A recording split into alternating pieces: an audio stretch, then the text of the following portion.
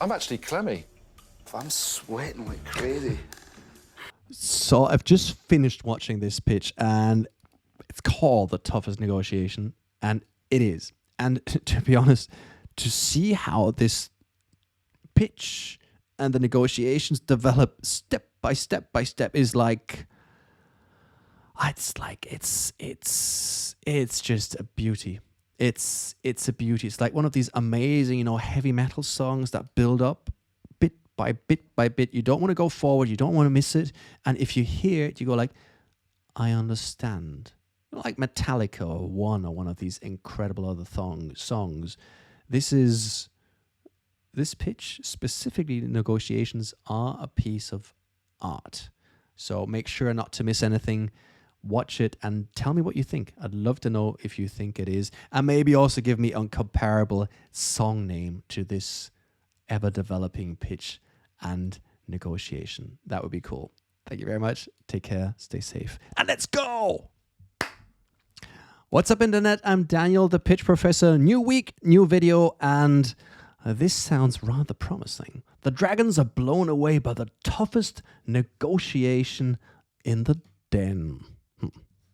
That got me interested. Now, in case you're new to this channel, or in case I've actually never explained the rules to this little channel, because it's my channel, I make the rules, right? It's quite simple. Over the last 10 years, I've worked on thousands of pitches, and I tell everyone I work with, you need to understand one thing. Your audience hears your pitch for the first time, and they don't prepare. They know nothing about you. So that's the way I actually work with my clients. When they say, what would you like to know in advance? I say nothing, because that's what the reality is. Do I understand it when I hear it? And what are the questions that come up?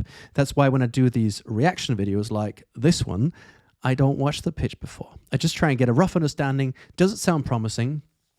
And then I go ahead. Anyhow, doesn't mean I know everything about pitching. It's just I'm sharing my experience and my viewpoints.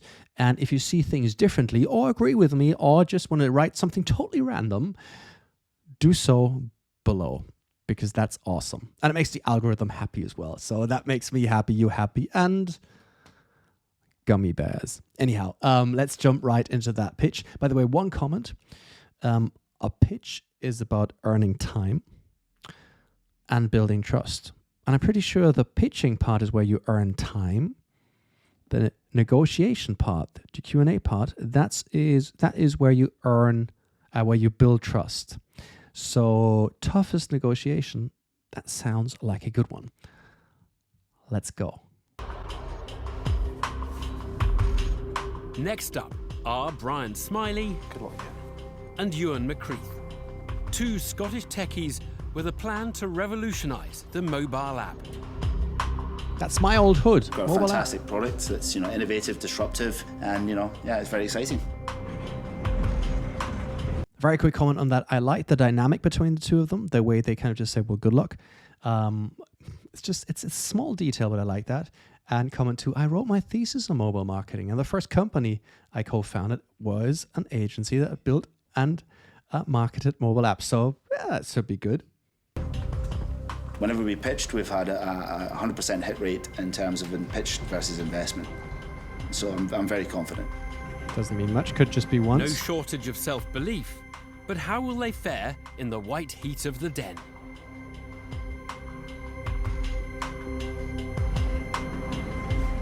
Hi guys, I'm Brian Smiley, founder and CEO of Bezo.com. And I'm Ewan McCreath, Director of Product Innovation. We're here today to offer you the opportunity to invest £125,000 for 4% equity in Bezo.com. I was running an award-winning digital agency in Sydney when I started to hear the same story from so many of my clients. Brian, we spent a fortune building our app, but nobody's downloading it. The only way to solve this problem was to bypass the app stores. So, what is Bezo? Couple of videos. I'm not going to do it now, but you'll see it in that video right about there. And let me just take note here, because I always forget that, and afterwards I have to look for that part. And it takes me ages to get that link sorted. By the way, if you find that good, hit that like button, because the like buttons make me so happy. Yeah, no need to explain why like buttons make me happy. Anyway, back to this. So look up on micro expressions. And what else I find really interesting is I'm pretty sure here's going to be a bold statement. Now, I'm not going to go into details, but what they explain right now is basically like a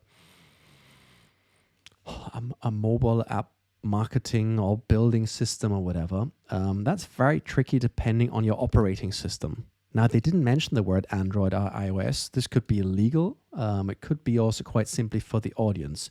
And a lot of these kind of shows, tech solutions are not very popular, quite simply because you have a broad audience that wants to get the product and you don't want to have some crazy B2B SaaS blah, blah, blah, because it's just not TV worthy. Whereas like simple gadgets and stuff is more interesting for TV. But here's the bold statement.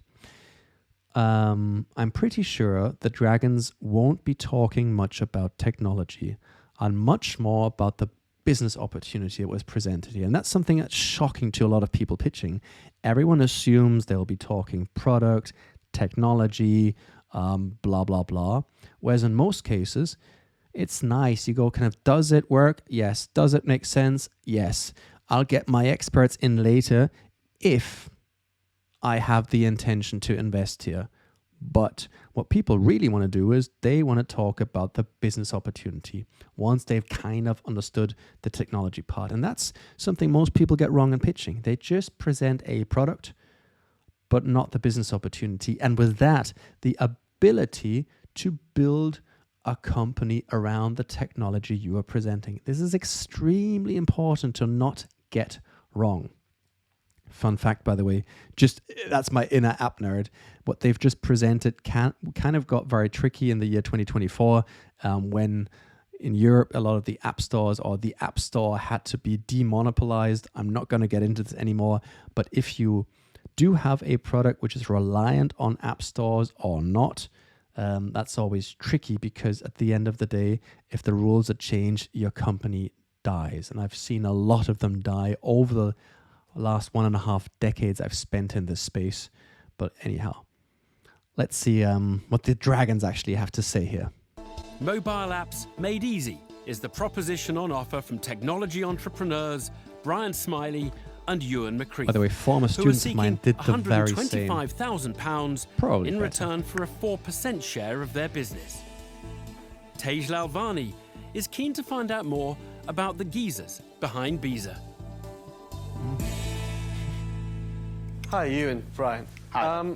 So can you tell me a bit about your background Sure. and how you guys got into this app and what did you do before? I'm from a technology background, so I graduated from the University of Glasgow in 2003 from computing science, and I've been involved with tech businesses for the last 15 years.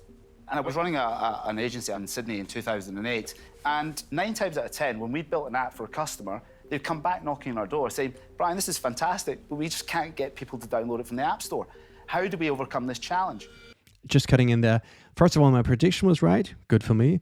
And number two is what's happening, Tej, is basically just saying, look, it sounds good, but can you actually deliver what you're promising? What puts you in the position to deliver this opportunity? Let's put it that way.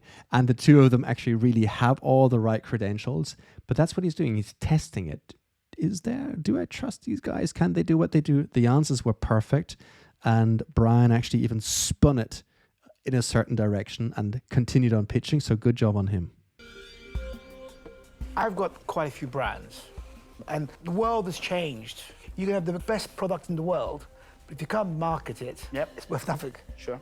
So if I emailed to my database, the app, if they click on, does that go straight onto the front of their phone? Yes, absolutely. Automatically? Absolutely, yes. And then they're into my shop? Yes. It's great for spreading content. But then you can incentivize it going viral. Thanks for downloading our app. For every 10 shares, we're now going to give you a chance to win X, or for every share you get, we're going to give you a further discount off that product. I bet Apple didn't like that. Increasing product awareness while boosting sales. A compelling combination for any business-to-business product. It's left the dragons eager to know more about how the company is set up. So who owns the company? So yeah, equity structure, I've got 20 shareholders in the business, all smart money investors. I own 32% of the company, so I'm majority shareholder in the business. I went out, raised £800,000 to get the idea going, put £150,000 of my own money into the business. So I've sold my 2 houses, my Banksy art collection. I put everything into this. That's interesting. Okay, so he's got 20 shareholders in the company already. It's astonishing that the Dragons didn't react too strongly to this, because normally that would mean it's a bit of an unpleasant equity structure, because there could be just one tiny minority shareholder who says, I don't like it, and then it becomes very unpleasant.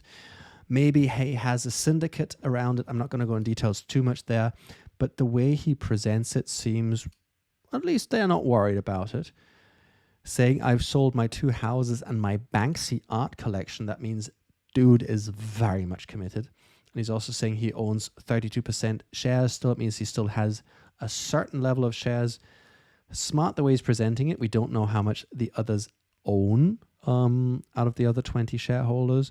But again, these kind of shows are also heavily edited, but still he does have a substantial amount of shares. We don't find out how many shares Ewan has, but here now, basically what's happening is the Dragons are saying, so tell me about the piece of cake I could potentially have. Because let's be honest, the Dragons, 4% is not the kind of bite they want to have. They don't nibble, they bite, so... And does the company have any money in the bank? Good question as well. Yes, we have just under £200,000 in the bank still. And what's your current burn rate of cash? Current burn rate of cash is £30,000. Okay, so you will have gone through your cash in the bank within the next 6-7 months. Same thing here. Are you standing with your back to the wall? How much money do you have? Doesn't mean like how rich are you, but it just means quite simply how long can you operate on what you have before you have to raise. And a huge mistake a lot of people do is they raise too late. Raising money takes time. I'm based in Austria. If you don't know where Austria is, that's Europe. If you don't know where Europe is, that's Earth. No, not kangaroos. I kid you not, I've seen that in the wild. Austria, like, not kangaroos. Anyway, burn rate, great question, means how much money are you burning per month? So we heard 200K. We heard, what did he say? They're burning 60K a month or something like that. 30K a month. And therefore, they have about 6.5 months to operate. That means, yes, they're okay, but yes, they'll need an investment soon, but no, they're not dying instantly. So great questions, great answers. Yeah, but we're going to be money generating within 2 weeks. So we've been working on the Wix and Weebly integrations. That's the 2 channel partners we've signed up with. Mm-hmm. When we turn on the tap, we'll have funds coming into the bank from that. By the end of the year, we'll have 900,000 coming in. Sweet. Who will be your biggest revenue earner of this 900,000 that's going to come in over the next... Wix.com. Wix. Yes. Just talk through that. So what's a Wix website? And you've got 900K coming in and you have smart money. What's smart money, by the way? There's like dumb money and smart money. Dumb money is you have a random person with a lot of money invest into you. That's a cash-only investment. That's great. So it's just about the money. Smart money is if someone invests in your company who brings added value, added know-how to it. For example, imagine Sam Altman or Tim Cook, just Tim Cook for the fun of it, or Mira Murati. They invest, let's say Tim Cook. Tim Cook invests in your mobile app startup. Tim Cook is the CEO of Apple. Whatever money he's bringing, the know-how, the network, the credibility, the ability to bring this to other markets is 10 times, 100 times, 1,000,000 times worth the money he's just bringing in. So that's smart money. And this pitch is clearly about getting the right dragon on board. 125K for 4% of the 3.125 million valuation. Look, that's just about attracting. And they did not go into this pitch without knowing exactly whom they want, which reminds me, by the way, of one of my absolute favorite pitches where someone, Joao, went into the den looking for a pitch, Stephen Bartlett, and it was just catered towards Stephen. And, well, you can see what happened there here afterwards, by the way. But, by the way, I got to take note again. There you go. That's the part where you can think about subscribing if you haven't. If you're still in here, by the way. Stephen Joao. Yes, because I do this in one take, by the way. You got outed. Brian has summarily rejected offers from both Tuka Suleiman and Tej Lalvani. The entrepreneur has acted in haste, but will Deborah Meaden make him repent at leisure? Oh, that's a shame you did that. Until that point, you were faultless, but actually that was a bit of an impetuous thing. You have got dragons here who are going to have massive value. I appreciate that. Oh. You know what, Brian? I'm really shocked. You have a potential opportunity with a unicorn here, and the very person that can connect you and connect the dots, you've disbanded, and then you've alienated one dragon to my right, and then you go straight to Deborah, which has now alienated me. Yep. On the basis of the way you're handling this, I'm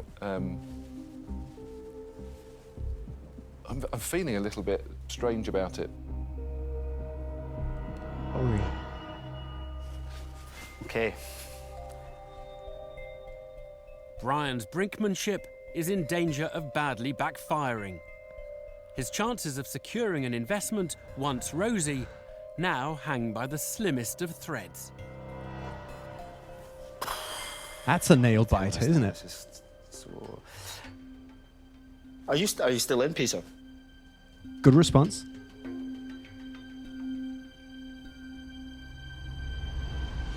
I am still in, but I'm in at 15%. Yep. Dropping to 10. Yep. I mean, that's a good way. It's like, how do you break up that? Brian did really well. He said, look, by the way, are you still in? And the ease it is to actually make time for this. So that would be great.